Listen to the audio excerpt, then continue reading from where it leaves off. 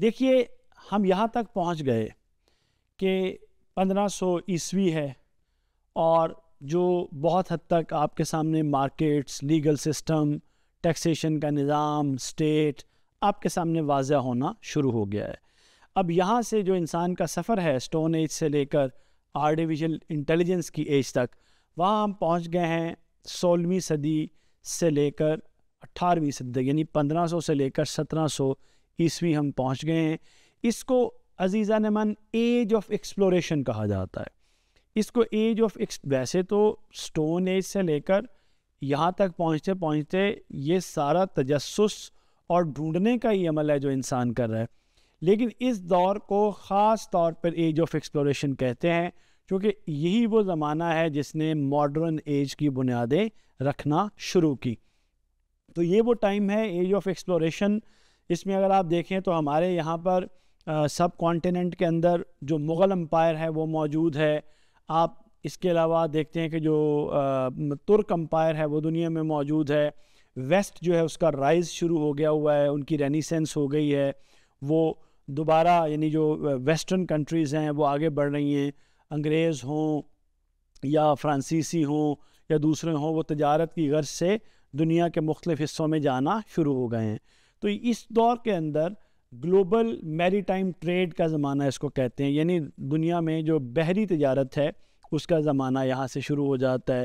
یہیں کہیں آپ کو جو ہے وہ واسکو ڈے گاما کا بھی ذکر ملتا ہے، یہیں پر کہیں آپ کو کرسٹوفر کولمبس کا ذکر بھی ملتا ہے، یہیں پر آپ کو اور لوگ بھی ملتے ہیں۔ یہی وہ دور ہے جس میں کلونیل امپائرز جو ہے وہ سامنے آنی شروع ہوئیں۔ یہی وہ دور ہے جس کو مرکنٹائلزم کا زمانہ کہتے ہیں۔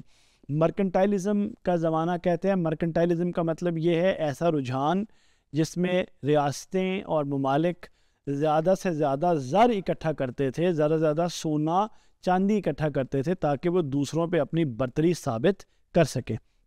یہی وہ زمانہ ہے 15ویں صدی سے لے کر 17ویں صدی تک جس کو rise of global business networks بھی کہا جاتا ہے، کہ اسی زمانے میں دنیا بھر میں جو گلوبل نیٹ ورکس ہیں ان کا آغاز ہونا شروع ہو گیا۔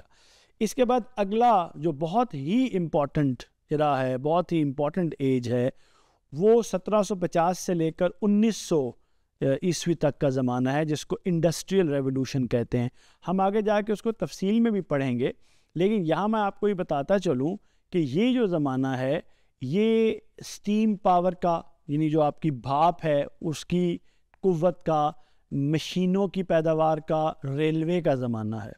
یہی وہ دور ہے جس کے اندر فیکٹریز بنی، یہی وہ دور ہے جس کے اندر اربن بزنس سینٹر جو شہری کاروباری مراکز تھے وہ ہمارے سامنے آنا شروع ہوئے۔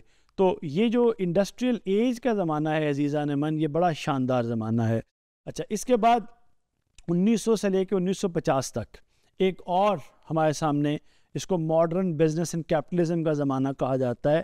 یہ وہ زمانہ ہے جو بالکل ابھی گزرا ہے، اس کو گزرے ہوئے 100 سال آپ سمجھتے ہیں کہ پہلے یہ شروع ہوا تھا تقریباً، اور ابھی اس کے بہت ساری یادیں ہمارے پاس محفوظ ہیں۔ تو اس میں آپ دیکھیں کہ اس زمانے میں ماڈرن اسمبلی لائنز بنی، کارپوریٹ مینجمنٹ کا تصور آیا، ورلڈ وارز، دنیا کی 2 بڑی جو جنگیں ہیں، عالمی جنگیں کہتے ہیں، وہ 1900 سے 1950 کے درمیان، پہلی جنگ عظیم 1914 سے لے کر 1918 تک، دوسری جنگ عظیم 1940 سے لے کر آپ کو 1945-46 تک وہ نظر آتی ہے۔ اچھا، یہی وہ زمانہ ہے جس میں کنزیومر اکانومی ہمارے سامنے آئی، یہی وہ زمانہ ہے جس میں دنیا نے گریٹ ڈپریشن دیکھا، یہی وہ زمانہ ہے جہاں پر سٹاک مارکیٹس جو ہیں وہ ہمارے سامنے آئیں۔ تو عزیزان من، یہ ہم پہنچ گئے ہیں انسان کے سفر کا ذکر کرتے ہوئے پتھر کے زمانے سے لے کر ہم پہنچ گئے ہیں بالکل قریب اس وقت انفارمیشن ایج کے۔ تو انشاءاللہ آنے والے ماڈیول میں ہم انفارمیشن ایج سے گفتگو کا آغاز کریں گے۔ شکریہ۔